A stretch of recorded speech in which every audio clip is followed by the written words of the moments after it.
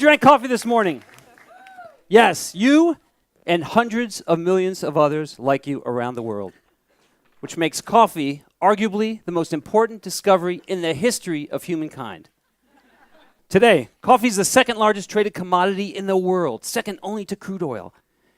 It's the second most popular drink in the world. Water's number one, and it's been credited with ushering in the Age of Enlightenment. Yet, 95% of the roasted coffee in the world is 100% old, stale, and dead. Coffee once roasted is a fresh, living food and loses its vitality and dies in about a week. And it doesn't matter if it's vacuum sealed, nitrogen flushed, any other fancy packaging process. Nothing can prevent its death. And storing it in the refrigerator or freezer does more harm than good. So there are varying legends on how coffee was first discovered. What we do know is that coffee's early uses held a mystical and spiritual importance among many cultures. Initially, coffee was prepared and consumed as part of religious ceremonies. Monks used it to stay awake at night during long periods of prayer and to attain higher states of consciousness. They were drinking coffee prepared like this. So we've evolved from a handful of spiritual seekers consuming this beverage to today, where hundreds of millions of people, like yourselves, all around the world, drink coffee every morning.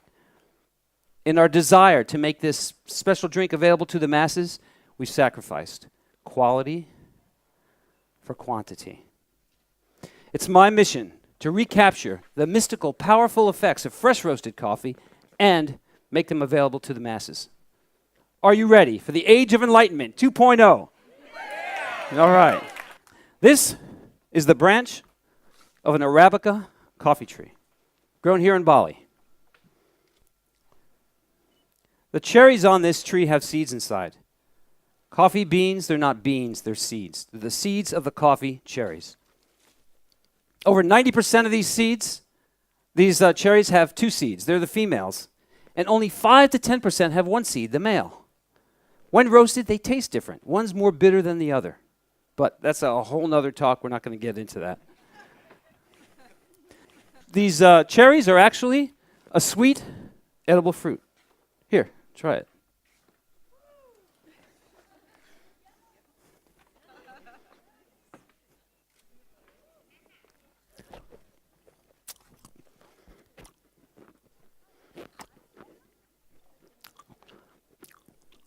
Now, once these seeds are separated from the fruit, they're dried. Looks like this. Once they're properly dried, they can be stored for months, even years. But once roasted, they have a very short lifespan and need to be consumed within a week to obtain the maximum amount of potency and freshness from them. Roasted coffee is a fresh food and should be treated that way. Now, during the roasting process, there are over 1,500 chemical reactions that take place. Just think about that for a minute. We don't have a minute. Let's think about that for 10 seconds. 1,500 different chemical reactions. The seeds are completely transformed from their dried, green, inert state to their alive, fresh roasted state, where they can be assimilated by our bodies. The seeds have become, in this process, a pharmacological resource that can benefit our human brains and bodies in ways we have not even begun to discover. Now let's take a look at some coffee roasters. This is a 1 kilo roaster. For those of you who are metrically challenged, that's 2.2 pounds. Cost, $6,000. 3 kilo roaster, 6.6 pounds for the metrically challenged, $13,000. And a 5 kilo roaster, $18,000. Folks, technology for roasting coffee, it's pretty simple. You just need heat. Tin roasting pan, 75 cents. Indigenous coffee cultures around the world, they roast their coffee like this. Their focus is on freshness and immediate consumption. Commercial coffee cultures roast their coffee like this. Their focus is on marketing, packaging, and shelf life. One produces coffee that is alive, vital, potent. The other produces coffee that sits on the shelf for weeks and months and is old, stale, and dead. Now, roasting coffee is a lot like making popcorn. You heat up the seeds, and after a while, they smoke and pop or crack. There's actually two cracks. When the louder second crack is just beginning, turn off the heat, you start the cooling process. Not a lot of mystery here. It takes a little practice to know when to turn off the heat. But if you can make popcorn without burning it, then you can roast coffee. After the coffee is roasted and cooled, it goes through a period that it needs to settle. So it takes a while for the beans to settle, even though they've been cooled. But this time period is several hours. Not days, not weeks, like some of the mass coffee producers claim. My own tests have determined a peak potency time for espresso of 11 hours after roasting, and a maximum freshness cutoff date of 7 days after roasting. Let's take a look at some recent studies that have come out about the benefits of coffee, which there are many.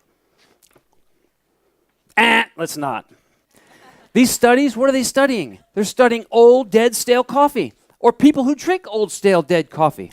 I have not seen a single study that has used coffee within a few days of roasting, let alone its peak time of within 24 hours.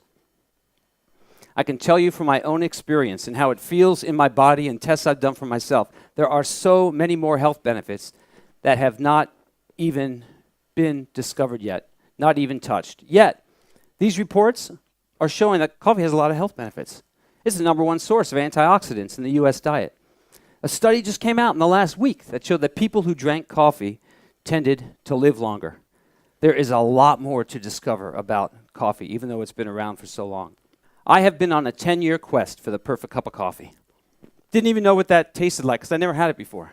I just knew somehow it was out there. I tried everything. In the beginning, I focused my efforts on upgrading my coffee-making equipment, thinking that was the answer. After several years, not much progress, and acquiring an Italian espresso machine and a burr grinder, didn't know what else to try. It didn't even occur to me that the roasted coffee I was using made a difference, because everything I tried in its vacuum-sealed, space-age packaging all tasted the same. It was consistent.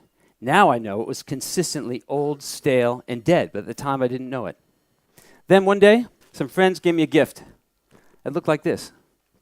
They said it was fresh roasted coffee that they roasted at home in their hot air popcorn popper. I had no idea what they were talking about at the time. But the next morning I decided, tried everything else, I'll give it a try.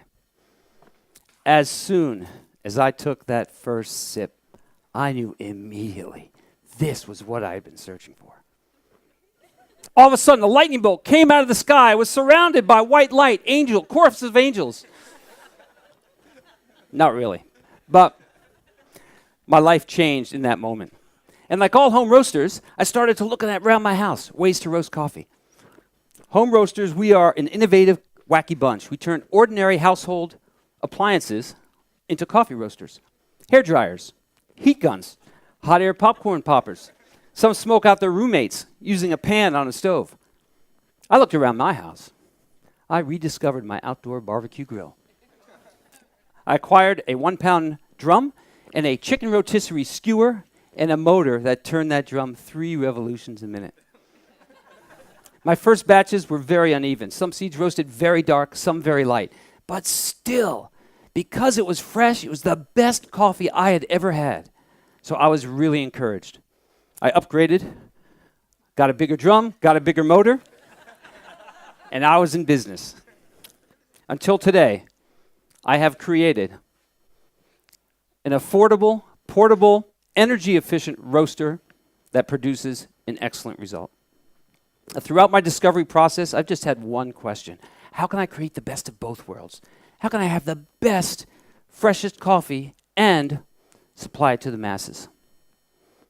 My answer is in creating a coffee roaster that every cafe in the world can afford and have access to. This is precisely what I've done.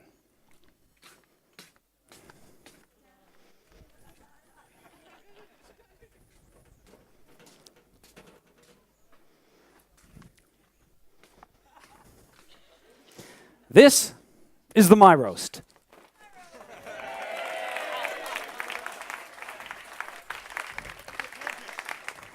It is a 2-kilo roaster, also comes in a 5-kilo model, made entirely of stainless steel and uses 1/10 the electricity of other similar-sized roasters. The seeds go into this drum. This motor turns the drum 70 revolutions a minute. I've created this roaster for a fraction of the cost as some of the commercial roasters you've seen, about a tenth of the cost. Remember, if you can make popcorn without burning it, then you can roast coffee. And the technology for roasting coffee is pretty simple. You just need heat. I'm creating a coffee university here in Bali. It's going to teach everything about coffee, from the cherry to the cup, growing, harvesting, processing, roasting, and barista training. The age of coffee enlightenment has begun. It's time for a revolution and a reinvention of the way we grow, process, and prepare our food. Nature has given us the gift of superfoods that not only sustain our life, but enhance and energize the life force within us so that we can operate efficiently, effectively, and powerfully. Fresh roasted organic Arabica coffee enhances my ability to focus my thoughts and attention to create and manifest my dreams. I believe it is a powerful superfood when consumed fresh that can help humankind do the same. But please, don't take my word for it. Don't listen to what any experts are saying. You must try it out for yourself, come to your own conclusions. Now is the time to wake up and smell the fresh roasted coffee. Thank you.